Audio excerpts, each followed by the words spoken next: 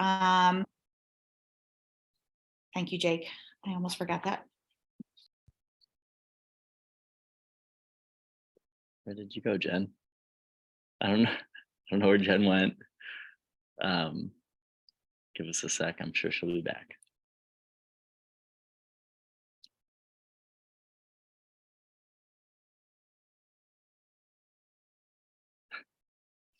For technical difficulties.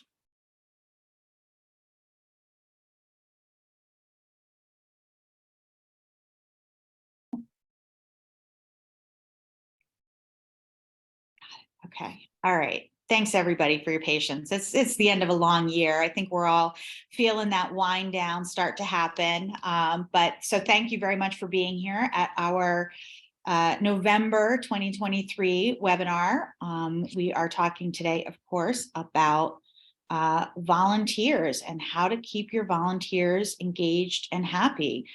I'm going to go ahead and share my screen.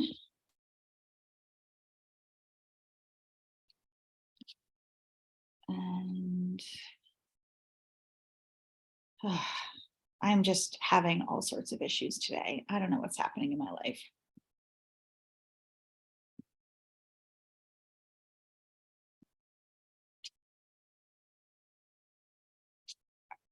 I can't find it. I don't know what's happening. Okay, there we go. Let's see if I can make this work.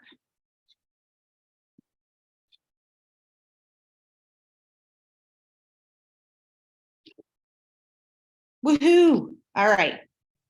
We are here. We are talking about volunteers today. Thank you everybody for being here. After a rough start, I'd like to introduce my co-hosts, or actually I'd like to have them introduce themselves. If we could go Jake, Britt, and then Maddie. Hi, I'm Jake. I work with Jen at Food Rescue Hero as the, I forget my actual title, but I work with all of the partners across the country to make sure that they're getting operational expertise on how to use our technology.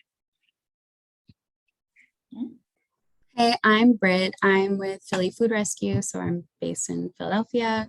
I'm the food recovery coordinator with Philly Food Rescue. So for us, that means that I am our dispatcher and I'm also our volunteer coordinator.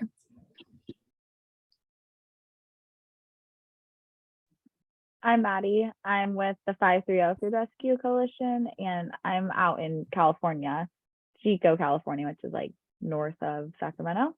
My position is mostly lead dispatcher and focusing on the volunteer side. Yeah, and so our dispatchers have a lot of experience working with volunteers.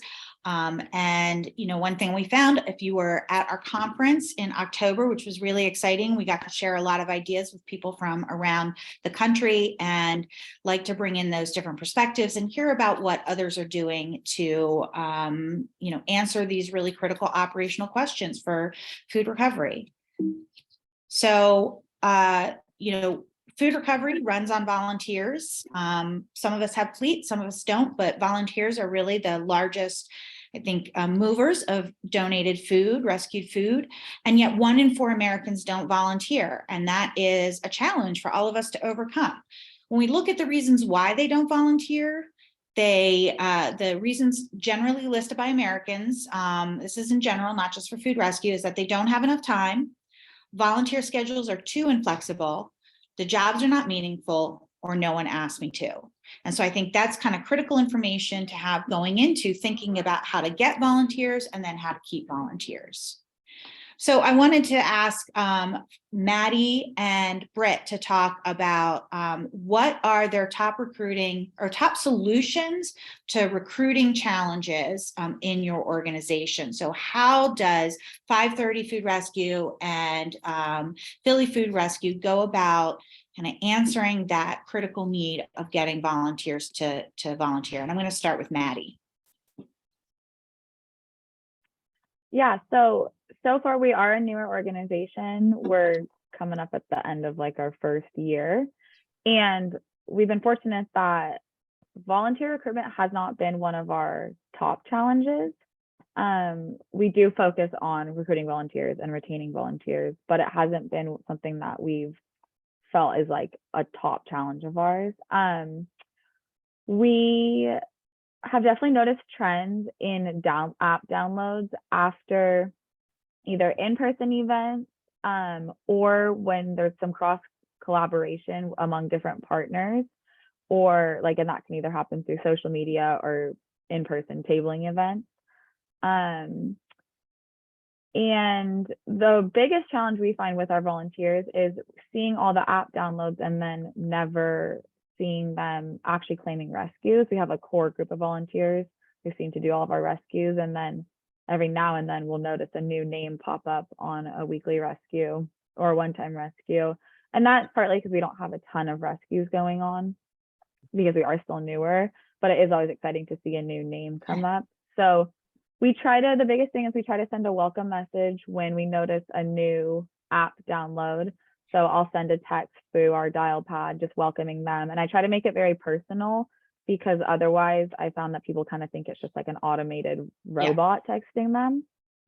And then we're kind of in the process of working out maybe a follow-up text after like a month or two, if we see that they haven't claimed any rescues yet, of just like a reminder that they still have the app on their phone, they still can claim rescues, and that we're working to grow as an organization and put more rescues out there for them to claim. But we haven't crossed that bridge yet. We haven't had a second point of contact. We're kind of still in the works of like figuring out the best way to do that. Yeah. Britt, I'm going to go to you in just a second, but I just want to note that that's really interesting. That's something that we have the experience.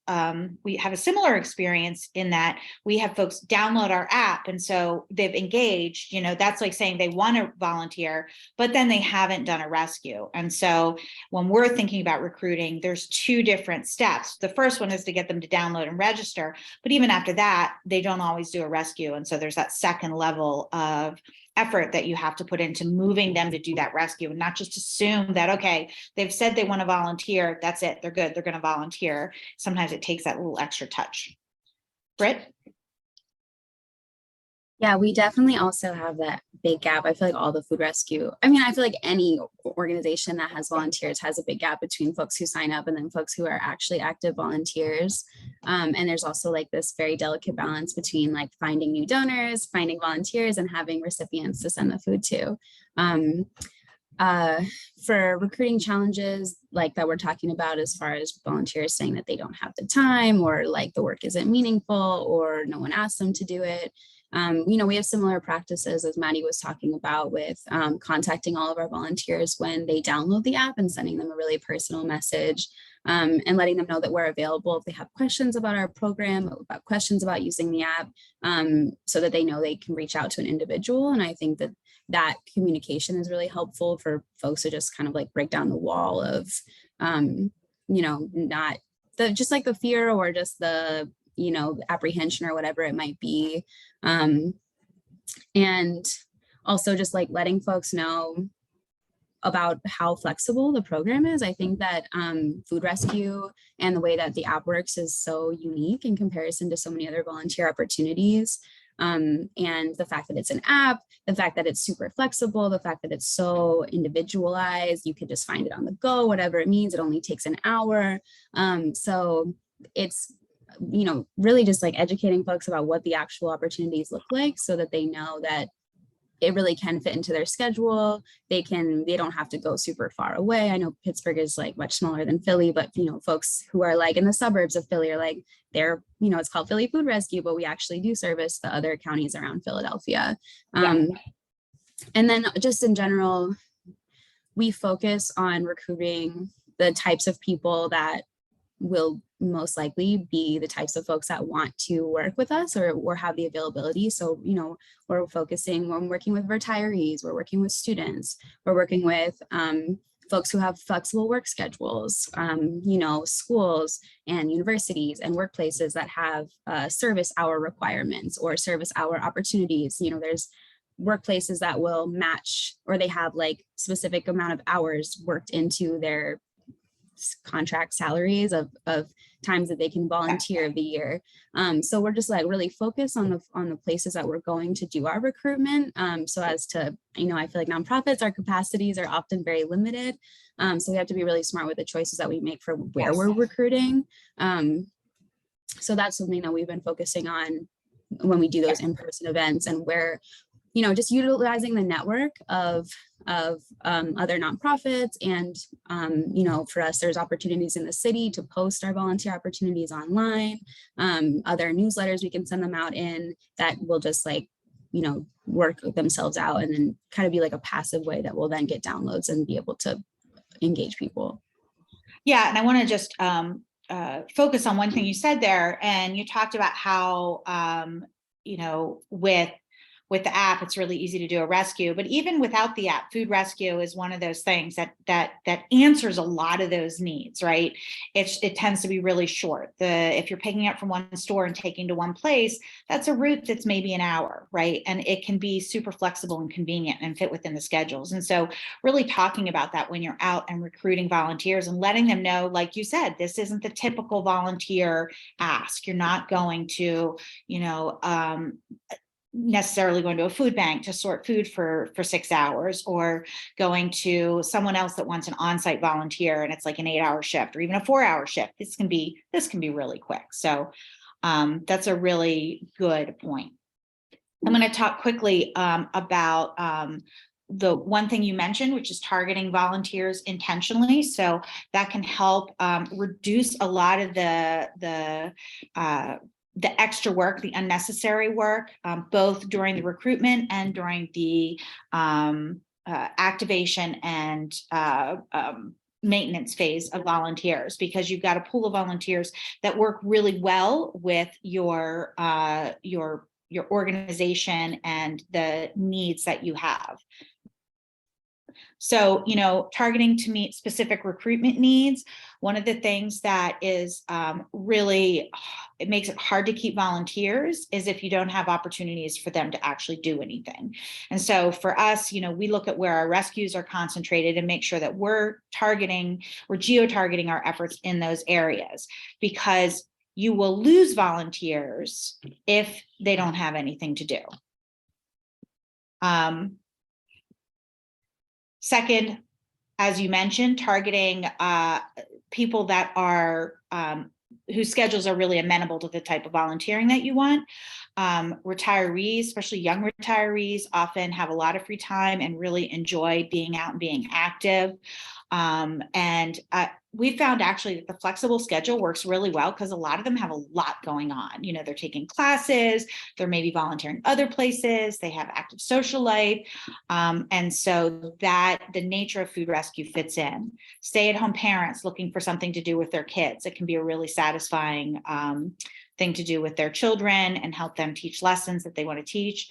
And professionals with flexible schedules. And so whatever your organization is, whatever they're doing, like thinking specifically about who you're targeting, who your regular volunteers are, your typical volunteers are, and focusing your efforts there so that you're not spending a lot of time recruiting people who are just never going to have the opportunity to volunteer for you because they work during all the hours you're active, or it's just not going to be a good fit. And then targeting groups, going and talking to churches, to corporate teams, alumni associations. Again, that's one, you know, speaking opportunity or one outreach opportunity, and you can get to talk to, you know, dozens, if not more people in that single effort, which means that, again, you're saving your time to do all of the other things that are necessary to keep the organization going. We do find, though, that volunteering for food recovery is, again, it's different from other types of volunteering because it's mostly remote, right? And so that brings up retention challenges and sort of volunteer maintenance challenges, because you're not giving them the pep talk when they're in the room with you. You're not, you know, handing them a t-shirt every time they volunteer. It's mostly remote, and therefore retention ends up being really important in keeping those volunteers and keeping them active. So retaining volunteers, recruiting, but really retaining, is about communication, problem solving, and appreciation. Because again, those volunteers are going to run into issues out in the field, and you need to make sure that somebody is there to help them through those difficulties and problem solve with them. And then again, showing appreciation. And I'm going to throw this back to Britt and Maddie again. I'm going to start with Britt. I wanted to talk about some of the ways that you found for showing your appreciation for your volunteers and keeping them happy. I think I'm like, so the thing that you said about just like retention being so important and our volunteer opportunities being different because they're remote is it's like such a key factor in the challenges that we face with the retention, I think, and like why the appreciation is so important in the way that we do it. Because like that personal connection, I find, is the thing that keeps people coming back. And I think it's harder to do that when you're working remotely and you're only talking to someone via text or on the phone. And I think it's just that much more important to do that. So, I mean, I'm contacting my volunteers with every single rescue that they're doing. I'm remembering details about them. It's like, we're not necessarily just doing shop talk, like, we'll chop it up, like, I become like not necessarily like besties with all of my volunteers, but like we create relationships, and those are long lasting, and like we build trust in each other, and like a sense of responsibility in the volunteers. I think them feeling like they're really connected to the work that they're doing and really appreciated by us, by the nonprofit, by the donor, and just feeling like they're really a part of the community in general, but from all sides is a really great way to keep people involved. And yeah, so I mean, sending it, being in contact during the rescues, following up definitely if they have any issues, making sure that if there are problems, making sure that they feel heard, because if volunteers report an issue, we want to make sure that we're following through with it, and just repeating myself, making sure that they feel heard. If you have the capacity, doing your best to like send them, mail them a t-shirt, mail them a swag item if you can, or if you're going to do a biannual volunteer appreciation event, if you can, like what, you can work that out to your capacity, whatever it is for your organization and your team.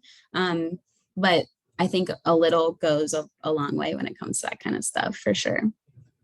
Yeah, and I want to flag something you said there, which is that, it doesn't have to be all shop talk. I find, especially because the nature of food rescue often is, urgency and problem solving and, weird things that happen in the field, like, oh my God, there's 600 cases of cucumbers or something like that. And you end up really developing that relationship with your volunteers, and you shouldn't be afraid to. That's a great way to build that that relationship with them, and to have them feel like they're a part of the mission, because they really are. They're so critical. But it's more than just about sending a thank you note. It's about that sort of day-to-day interaction and acknowledgement. And it's easy to forget them because, they're in the field. With us, we have an app which automates it, which makes it really easy. But even organizations that don't use an app are often using a calendar system where people are scheduled to go and they report back once a month. And it's easy to just forget about talking to your volunteers every day. And I just think that's so critical. Maddie? Yeah, we one of my favorite parts of my position is, so once a volunteer completes their 10th rescue, or we've kind of switched it, if they're a weekly volunteer and they're very consistent, very dedicated, we bring them a shirt. And I think we're fortunate in that Chico and then Butte County, it's a little bit smaller. And so I'll actually go meet them in person at their rescue. Like, we'll just find a day and a time that works during their rescue. And that's been one of my favorite parts, is actually just seeing them in person and connecting a face to who I've been messaging. And I think I'm hoping, and on the flip side, it is as impactful for the volunteer as well, to get to at least realize there are faces and people behind all those texts we're sending or the notifications they're getting. So just to really make that connection. And then we've held one kind of meet and greet event, and we want to do another one. The first one was really fun and awesome to see, to meet all of our volunteers, and then have the volunteers even connecting with each other and Yes. sharing stories or just experiences with it. And so that meet and greet piece, I think that, like Brett, you kind of touched on that, like maybe like twice a year, I think could be really cool. And then we're kind of in the process too of creating just thank you notes with like a spot to have a handwritten piece from us.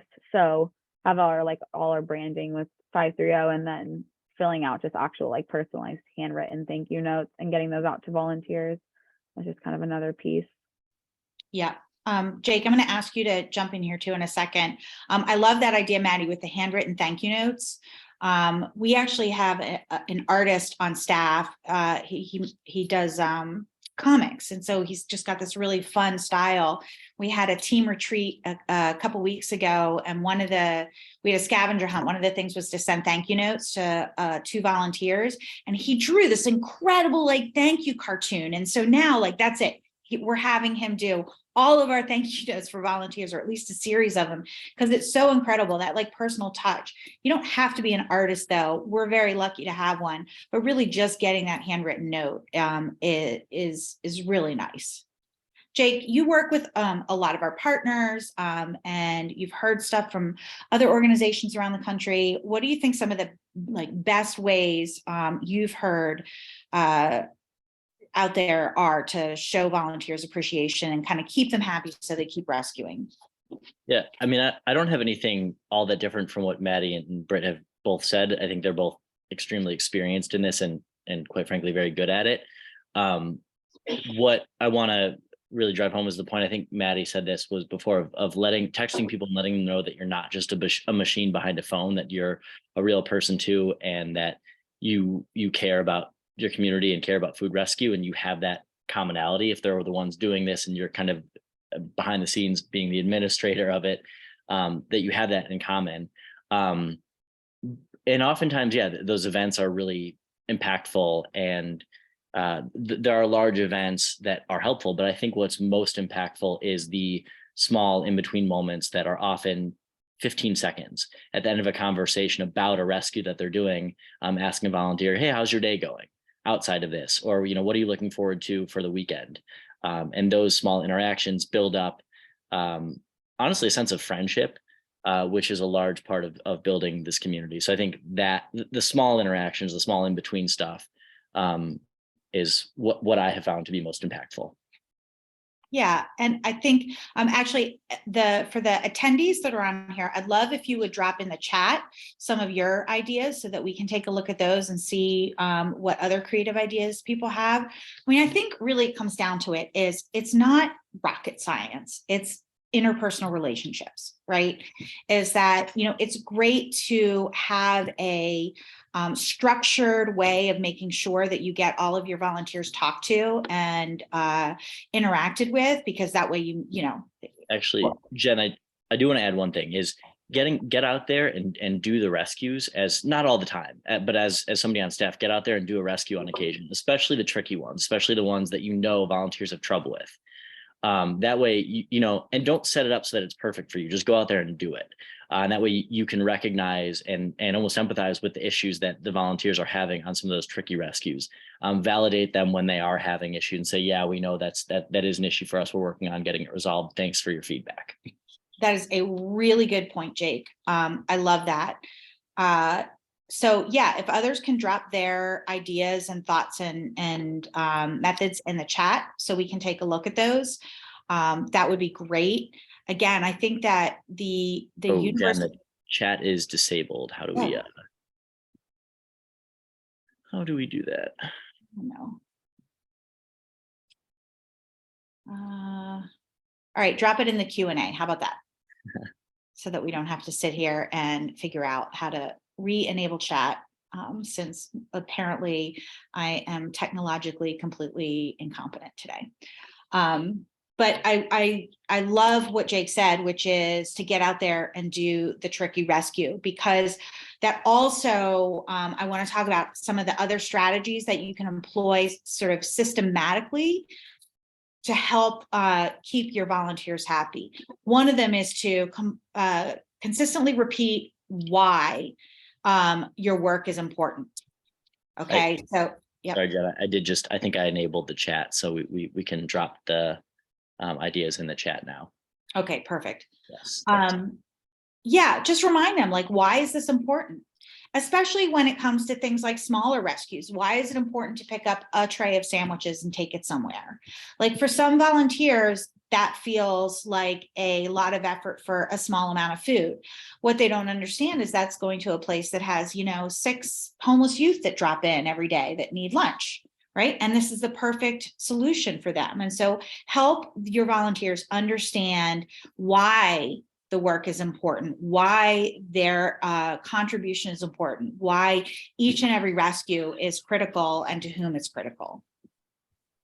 Another really important one is to set expectations in your volunteer recruitment and external communications. So this goes both ways. One, it takes as little as 30 minutes, right? So that they know that what they sign up for, they know exactly what they sign up for. But also when it comes to a more difficult rescue, being clear about that up front. So we do, for example, home deliveries right now in Pittsburgh, and that's a one-to-many. So when a volunteer picks it up, there's 5 stops usually, and letting them know, like, okay, this is what to expect. This is going to be longer than our average rescue. This is going to be 5 stops. This is going to take you 2 hours, but you're going to make this impact. Or, we have this rescue that is going much further, but it's really critical because this location is, off grid and not near anything else. So kind of getting them to know what they're walking into can help mitigate any upset that happens during a rescue. Also, having your volunteers help recruit other volunteers is really great for 2 reasons. One, obviously, it increases your volunteer pool, but I should say 3 reasons. 2, the volunteers that are recruited have a really good understanding of what they're signing up for and have already sort of been primed to be excited about this by somebody that they know. And so those folks make really good volunteers. And then 3, the volunteers that have then recruited another volunteer, they feel like, that's an opportunity for them to contribute back to the mission. I know we have one of our volunteers watching right now who was one of the first people on here. She was also one of our first volunteers.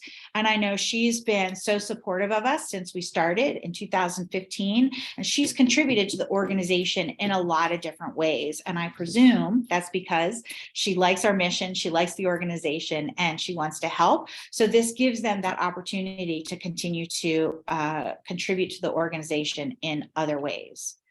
And then also recognize what the concerns are with volunteers and help make sure that your process and procedures hit those difficulties. So, for us and for other organizations, tracking weight can be a challenge when volunteers are reporting it. So make that as easy and low friction as possible so that it is a pleasant experience for them. And listen when they are talking about what they like and don't like about working with food rescue and about doing volunteer rescues, because then you can fix your operations to address those concerns. And so one of the things we see here, and I think I have a slide about this.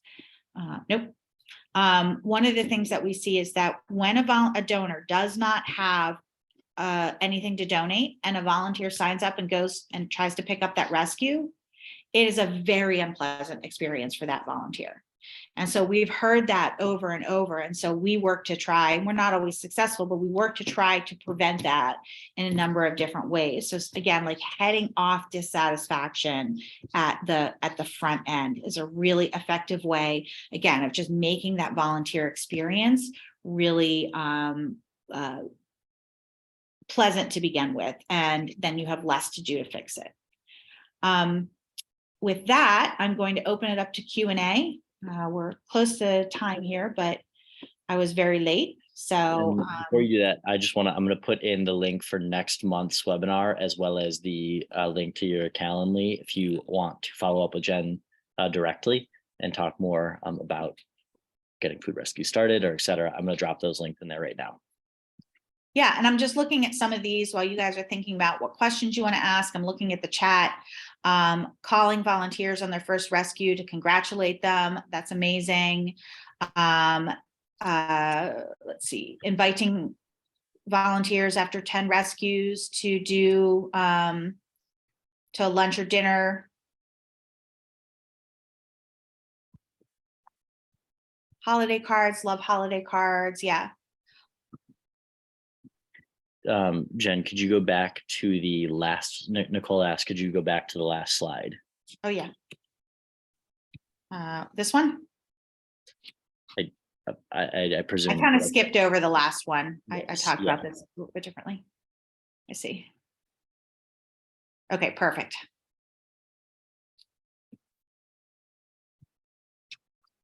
Not seeing any questions in there. So it looks like there was a lot of participation in the Yep. in the chat. I saw some really good ideas in there. So thank you. Volunteer engagement on Facebook and Nextdoor. Yeah, it's interesting. That's the other thing is that, so maybe Britt and Maddie, you can talk about this, about what is the most successful platform. I've seen different organizations have different success with social media platforms. Nova in Virginia has had incredible growth with volunteers using Facebook, especially some of the Facebook groups like neighborhood groups. But that's been less impactful for us than, say, Instagram. What are the platforms that have been most successful for 530 and Philly?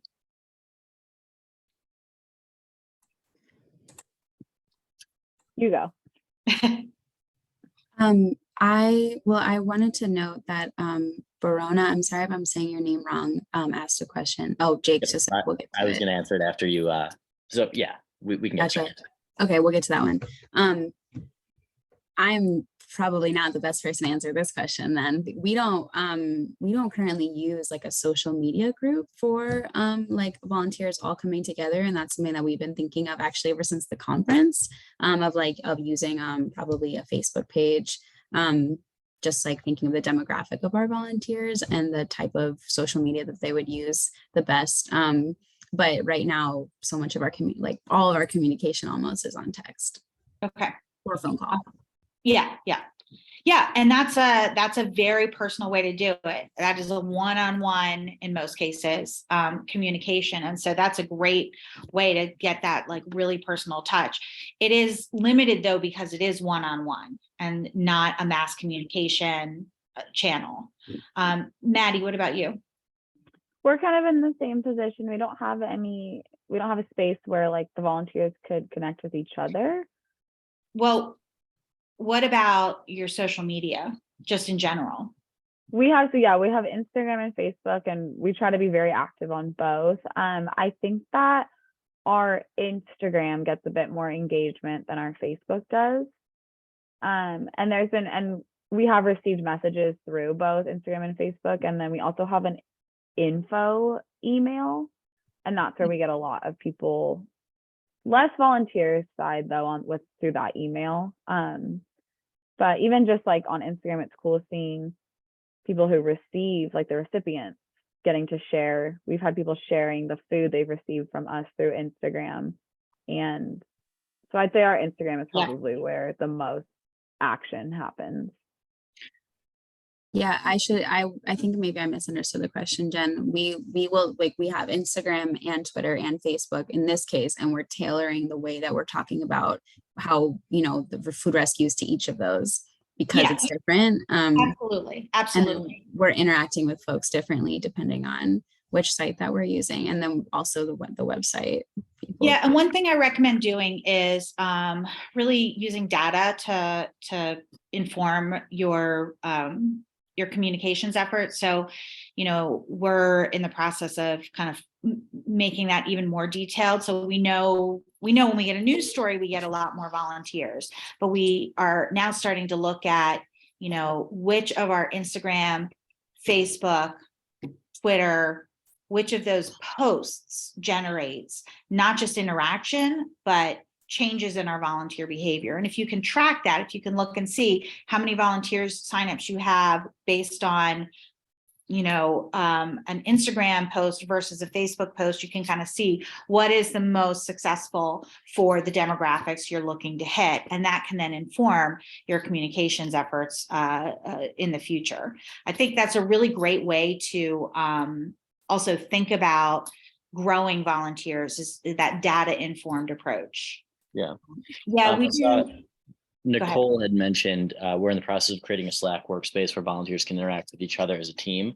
I've seen that done before. It's a really interesting way to do things. It's kind of a captive audience, and so much as that you're not really able to as easily just post something and it could all of a sudden not necessarily go viral, but other people see it that are outside of your network.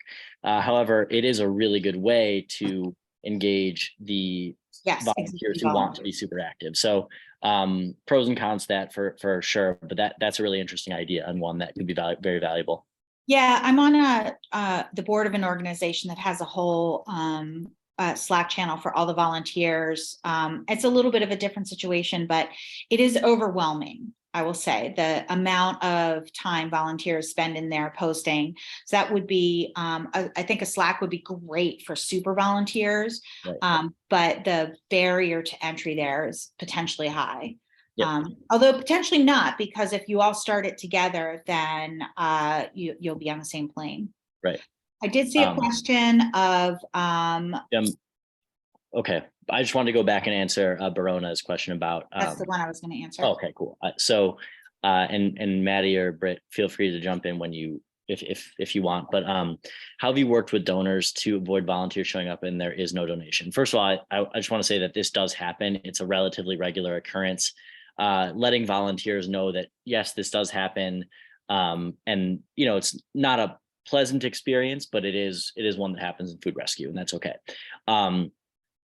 The way that traditionally we deal with it across our network is by asking the volunteer to call ahead and putting the donor's phone number in there.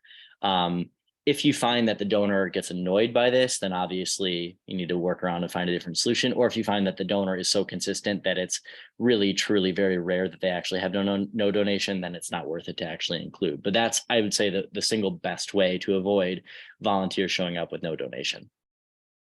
Yeah, I mean, it's an endemic issue to food rescue. And as somebody said, no food waste is a good thing. It doesn't necessarily mean no food waste, because it can also mean that the grocery store just didn't call that day. And when they call tomorrow, things are actually going to get thrown away. And I want to add the point, and this is getting into how to work with donors, how to get donors to say yes. So I don't want to go too far down this road, but no food waste or excess is a good thing from our perspective. But from a grocery store's perspective, it's actually not a good thing, because that means that they're potentially leaving sales or revenue on the table. No pun intended. If they sell out of an item and they don't have excess, that means that they lost a sale somewhere. So they are generally operating with a margin that states that they're expecting to be what they call shrink in their industry. Yeah. So as Jake said, I just want to say, if this happens, it's endemic. It happens everywhere. You can't eliminate it. It's trying to get the repeat offenders off the table. And so if somebody's going to have inconsistent donations, we could switch them from a weekly scheduled donation to a call-in. We could try to rejigger their schedule and say, if like 5 days a week is too much, what about 3? Are these the right days to come? So it's really working with the donor. We have a donor manager that does work with the donors. Then for those, like Jake said, and actually several have said, we do have our volunteers call. We can't actually have our dispatchers call. We have too many rescues happening per day. So we have our volunteers call, and there's just a note in the rescue when they start it that says, call the volunteer or call the donor to make sure there's a rescue today.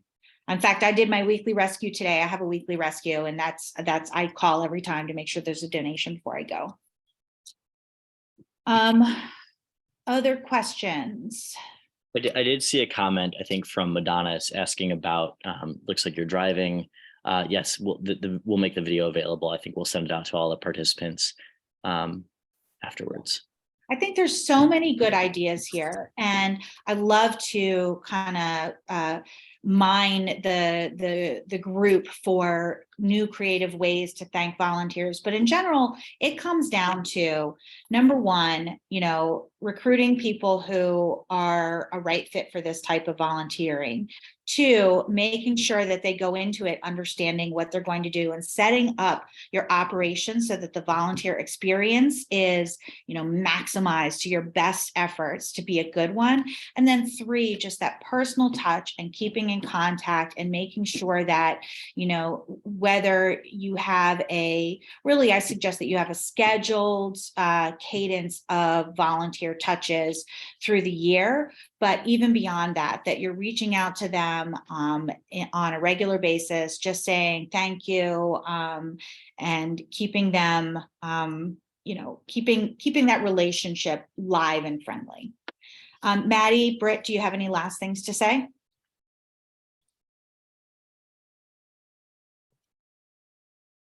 No? Okay.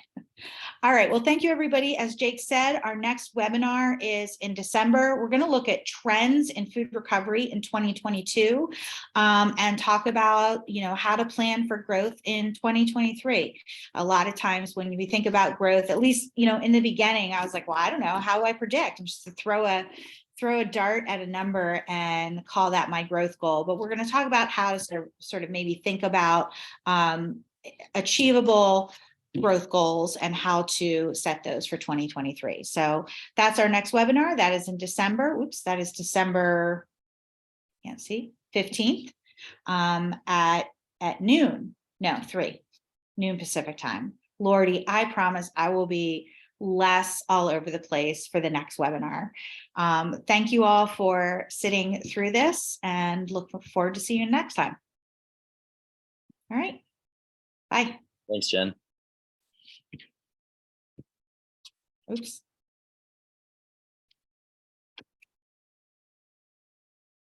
I can only seem to leave the webinar, not Oh, I can end it for all. Here we go.